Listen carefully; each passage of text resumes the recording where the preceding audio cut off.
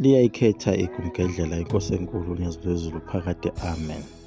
Liyaqhubeka iBhayibheli lethu lakwaZulu lapho esibona khona umbuso wakwaZulu unyakanyakaza. Ubonakala njengombuso ozochitheka njengoba sike sasho ukuthi umbuso wawo amaJuda lawa ayesuka khona kwa-Israyeli. Ubufakazi balokho sazokuthola ngokuhamba kwendaba. UDingane lona oyinkosi simthola esengqinambeni enkulu kakhulu njengoba engene kulobu bukhosi naye ayengabulindele ngoba wayazi kahle kamhlophe ukuthi kwakuyinto eyiqhelelene kakhulu naye ngenxa yezindlu. Sithola nezitha zakhe seziziningi kakhulu kodwa izitha zakhe lezi zibangwa nguyena uqobo ngenxa yengebhe. Kwakhona kuwo amabutho akhe lawa maningi amabutho angahambisani nawe kodwa ukuthi ayasaba nawo ukuthi uma ejikela isilo lesi esiwuDingane ayokufa nokufa. Phezu kwalo uvalo lokusaba isilo uDingane kodwa wayekhona undlela kaSompisi iqhawe elikhulu nalo lalikubo laba babengafuni usocongwe isilo umpande phela kwangamaqhawe kaShaka onke lawa ayesetshenziswa uDingane futhi babemazi kahle uDingane ukuthi ulikuvaka futhi babazi kahle ukuthi uyena uDingane lona obesetulweni lokuba kusocongwe inkosi yabo ekade ihamba nabo ezimpini. Undlela kaSompisi lona wahlebela umathunjana kaSixaba wakwaNkwanyana ukuthi abothi mabefika sebehambise izinkomo laphaya kuyisilo umpande asinyenyezele endlebeni ukuba itulo leli lokuba sisocongo. Akuthi mase kufike lezi inkomo bese ehamba enyenya ewele uthukela eye ngasemabhonweni ngoba uzosocongwa maduzane nje na. Phela udlela Sompisi lona kwakunguye umkhuzo omkhulu wamabutho. Phela okunye isilo uDingane lene sasimiyekile umpande simiyekele nanokuthi wayengumuntu wayehlala ngokugula enesifo sochoko okuyikona okwenza ukuba isilo uDingane simiyekelele umpande. Kodwa okwamnyanyisa kakhulu uDingane ukuthi ngesikhathi esempini yaseNcome wafuna amabutho uHlomendlini wathi kumpande akadedelela amabutho. Umpande wamangaza kakhulu ngoba akafunanga nalawo mabutho kaHlomendlini. Kuyo lempi eyingo-1838 ngoDisemba 16. Ngo-1839 kwenzeka yonke lemgilingano ukuba befuna ukusoconga lesi silo esiwumpande. Ikhona-ke lokho kwasekufela umpande ukunqaba namabutho. Ekuhambeni kwamabutho eyonikela ngezinkomo kuye umpande kuthiwa akadli nabantwana bakhe asenge. Umathunjana lona owayephathiswe ngundlela kaSompisi wathi uma inkomo sebezethule zonke kuye umntwana umpande wabe eseshiya ishungu lakhe lamanzi ngamabomu. Bathi uma sebephumile bonke esigodlweni sebehamba endleleni wabe sethi awu sengishiye ishungu lami ake ngiphuthume ngolulanda. Kulapho-ke umathunjana umfokaNkwanyana afike atshela khona isilo ukuthi ungezi kuzobonga lezi nkomo. Undlela kaSompisi ungitshelile ukuba itulo leli baleka uwelele ngaphesheya kothukela emnceleni wabelungu.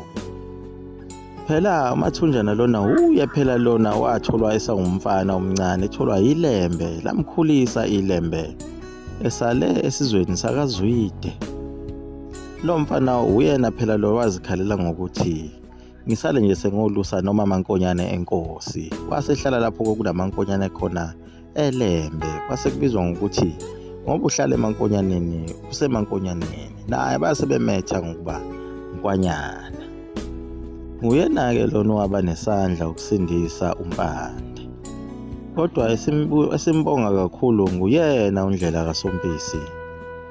Impela umpande wenze njalo wawela uthukela waya ngasemabhonweni. Kodwa amabhunu awazange methembe kulokhu ayekusho ngoba ayesathukuthele esaveva. Kwazise phela kwakubulawe nomholi wabo uPete. Kwaze kwabulawa nondodana wakhe eqeqeshelwa ukuba aphathe lesi sikhundla sokuba umholi uma sekukhothama uyise. nomunye umholi wabo okuthiwa uHarriet Marit wabulawa khona laphaya esibayeni. Uyuye uDingane lona.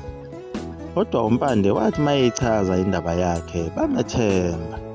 Kodwa base bethi ukuze sikwethembe kuzofanele ukuthi ulwe naye umfowenu lona. Kuyilapho-ke esizokukholwa khona ukuthi nixabene ngempela uma senilwa. Amabhunu lawa athembisa uMpande ukuthi sizokulekelela uma usuqalile usulwa naye umfowenu lona olizimusile. Kuyilapho-ke uZulu wayesehlukene phakathi, sehlukene kabili, sekukhona uZulu uhamba namabhunu noZulu kaDingane. Ekuphumeni kukaMpande iqhude kanjena kwaze kwavuka nababebalekile izitha izindala zakhe uDingane ezazibalekile nazo zawela uthukela zagqisha ngakuye uMpande.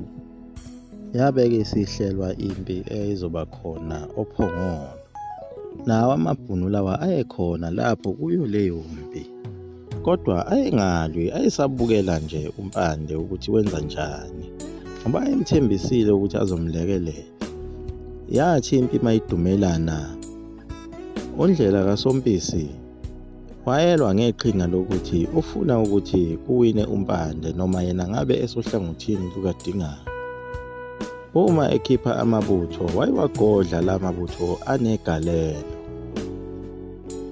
uDingane wayengakuboni konke lokhu. Yalwa impi saze sanqotshwa isilo sasemgungundlovu uDingane. Amabutho akubona lokhu ukuthi uNdlela kaSompisi ube wagodlile amanye amabutho. Abe seyibika le ndaba kuye uDingane isilo sasemgungundlovu kuba empini laphana besibanjwe izandla, sibanjwe uye uNdlela kaSompisi lona. uDingane wathi ukuthela kwaveva ukuba kanti uhluliwe nje ngenxa yakhe uNdlela kaSompisi lona. Wabe sekhipha umyalelo ukuba akabulawe. Angempela bambulala uNdlela kaSompisi ngecala lakhe lokugodla amabutho. Isile uMpande lesi naso sabe sesingena enkingeni yokuba sesinakashelwa yiwona amabhunu lawa ngoba ethi sikulekelelile empini, kuyomela ngalokho ukhokhe ngoba usungaphansi kwethu. Abe seqala amabhunu eseqala emshayela imithetho ayengahambisani naye. Kwabe sekugacela kwakhe-ke uMpande lokho ngoba amabhunu kwenye imithetho ayishayile kwakuyiyo leyo ukuthi sizolekelelana uma sinempi, nathi uzoselekelela ngoba sikusizile. Okwakubi ngalokhu ukuthi kwase kuthiwa uzobusa ngaphansi kwawo amabhunu lawa. Amabhunu ayesemhlakaniphela efuna ukumsayinisa izincwadi ezifakaza kona lokhu ukuthi usengaphansi kwawo amabhunu. Amabhunu lawa ayefuna ngisho ukulawula yona impi lena amabutho phela kaMpande.